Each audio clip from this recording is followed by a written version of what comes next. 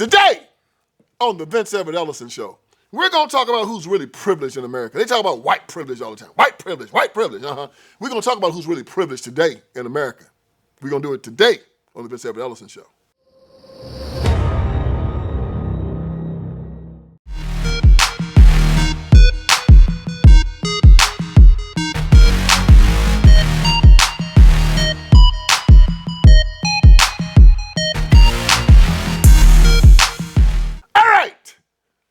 This thing started. I was on YouTube the other day and I saw this song that was so interesting, and I was so happy to see it because it's done by this young white gentleman. The song is called "The Devil is a Democrat." I want y'all to listen to a little bit of it. The propaganda is on every channel. They think we stupid like the truth is just too hard to handle. Put on your camo with your culture war and load the ammo. They want Antifa ruling everything like it's Seattle. And they want anyone who's fighting to be dead and canceled. They want rainbows in the classrooms and 15 different bathrooms and white guys that hate black dudes. They want war, they don't want peace. They want fentanyl in our streets. They want borders to be weak. I swear the devil lives in California. He a politician. He passing bills that bring chaos and division. Yeah, the devil lives in California. Should be in prison. He got horns, but he tries to keep them hidden. Cause the devil is a Democrat. And we don't... Yeah, that's what I'm talking about. It's catching on, y'all. My work is not in vain. I go to conferences now and people are all so nice, and the young people walk up to me and they, the one person in a young person's life, 5-6 years is a long time. In mine, it's not, my life is not 5-6 years, isn't that long any longer. But to a young person, you're 25 years old. When you were 6 years ago, you were 19. If you're 35, 6 years ago, you're 29. So many of them come up and they thank me for reading, they have had a chance to read my books. Iron Triangle came out the last part of 2019, early part of 2020. So it's been out a little over 5 years. My other books, my documentaries, and they've learned a lot from them. And I was talking to Pierre from Blexit, and Pierre Wilson, and Pierre said, "Man, we call you the legend." And I said, "Man, thank you, I'll take that." So when these young people come out, "The devil is a Democrat," and say things like that, I've been saying that for years. If you got it from me, thank God. If you heard it through the grapevine, thank God. But I think the young people are finally realizing something that I've been saying for a very long time, that the devil is a Democrat. And they've been telling us that we should look with a jaundiced eye on our white brothers and sisters. And they said, well, they have some type of privilege over us, excuse me. They call it white privilege. And it's amazing to me because, of course, I'm an older guy, and I grew up playing in Haywood County, Tennessee, played football, went to school with, my school was about maybe 55, 45, 55 black, 45 white. Had a lot of white friends growing up, and we were like that first class out of segregation. And I'm just going to tell you, we didn't have any problems. We played football with each other, played football against each other. There was never any racism on the field, no racism in the locker room. We didn't have no race fights at the school. We just didn't. There was no race stuff in the city where I was growing up. It just wasn't. And now all of a sudden, these young black and white children always want to talk about white privilege, systemic racism. We need DEI, we need more affirmative action, quotas. And you're looking at them and you say, boy, where are you getting this from?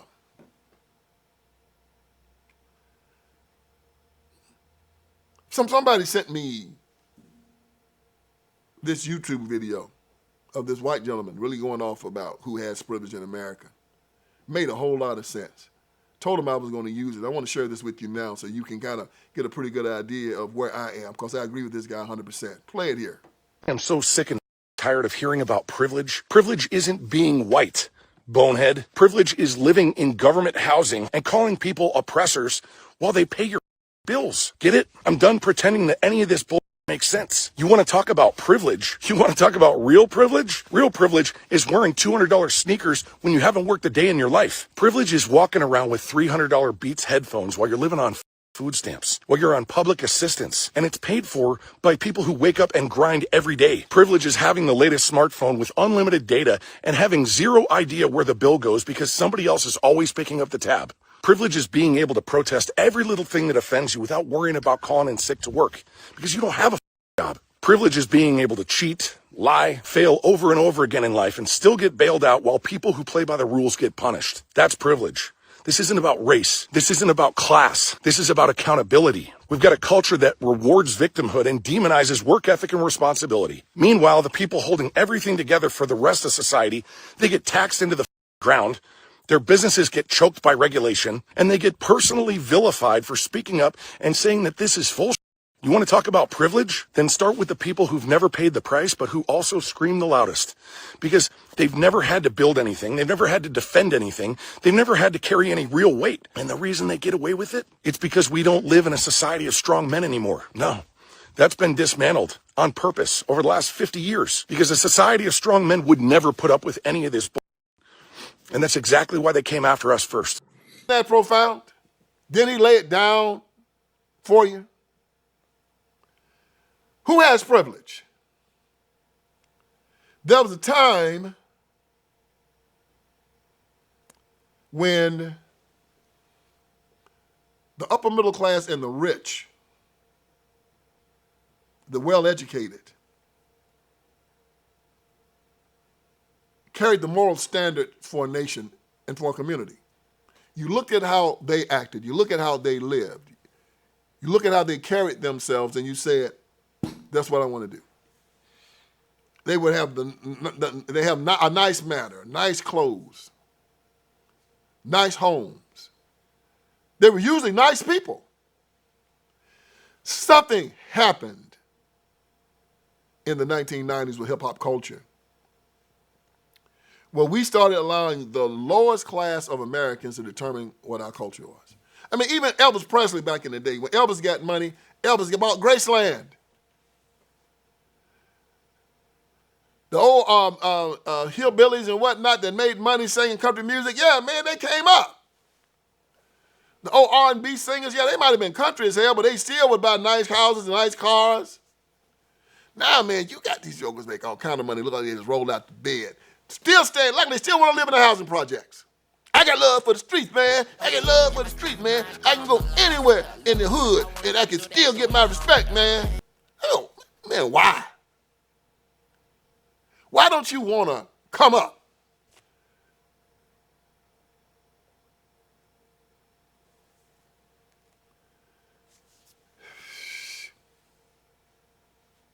So now, our preachers, gang leaders, hoes, thugs, rappers,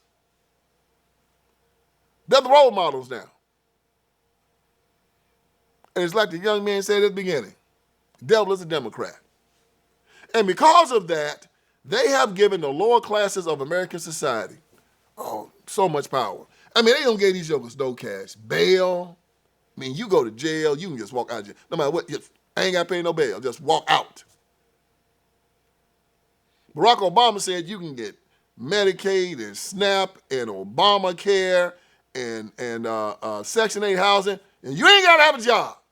See, these used to be programs to help people who were working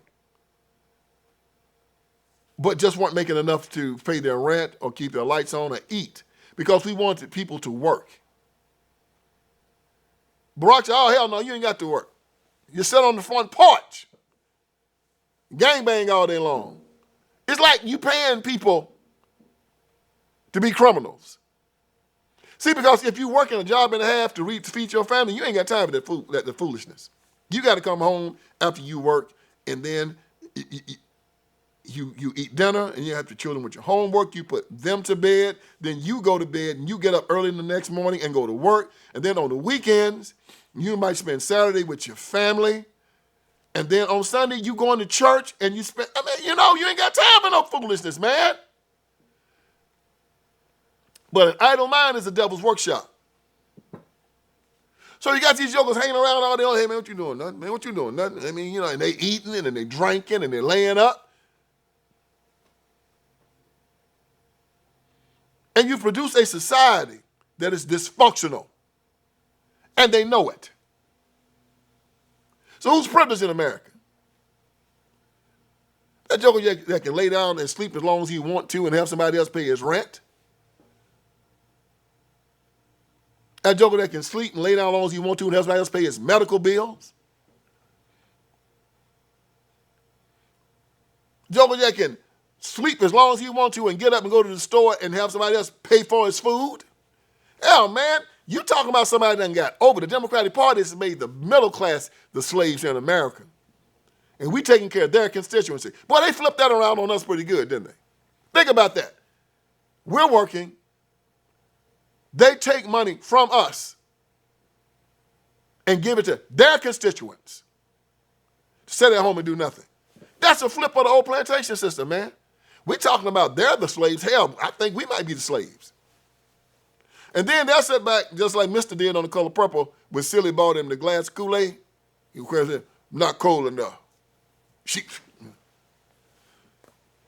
So they will go, all fat lady. They want more snap, more metal, and there's not cold enough. Give us some more. And we do it. And you better not say nothing.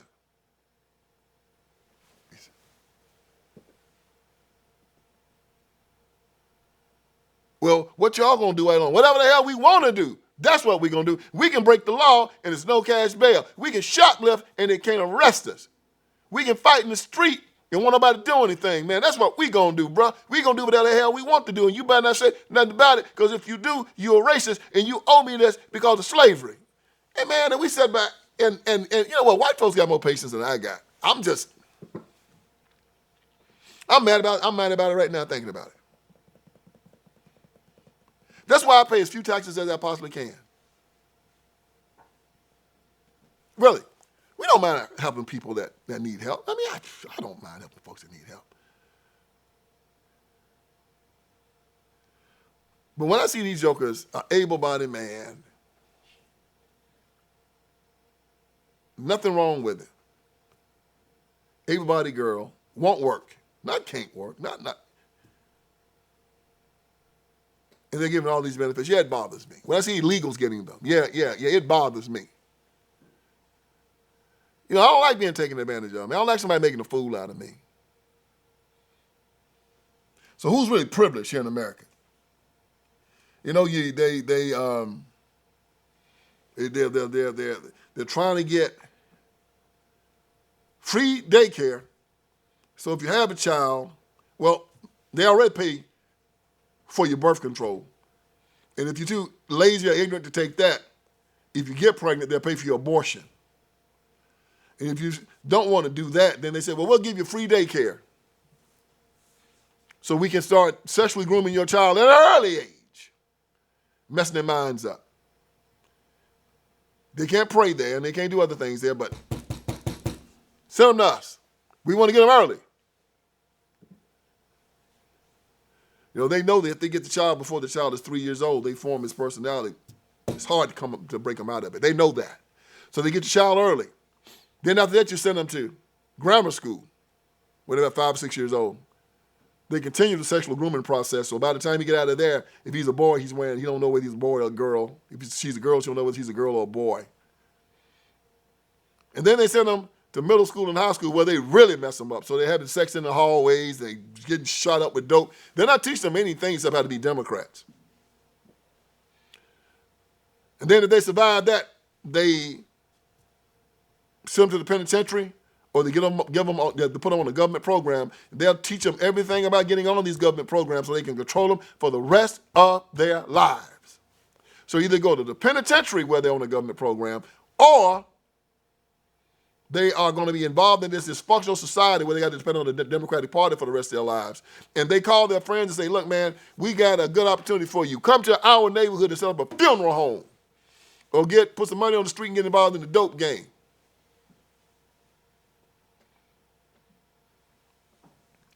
Yeah, who has privilege in America? So now, since they've created such a dysfunctional society,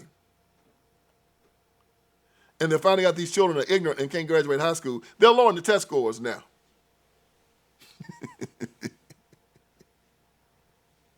Why these Democrats sure low down, aren't they?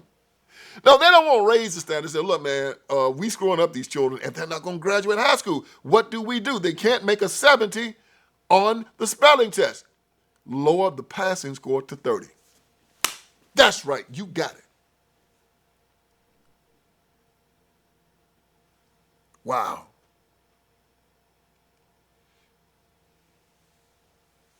And they're proud of it. They set up these cities to draw more and more people like them. They set them up. It's like Statue of Liberty. Give us your poor, you're tired.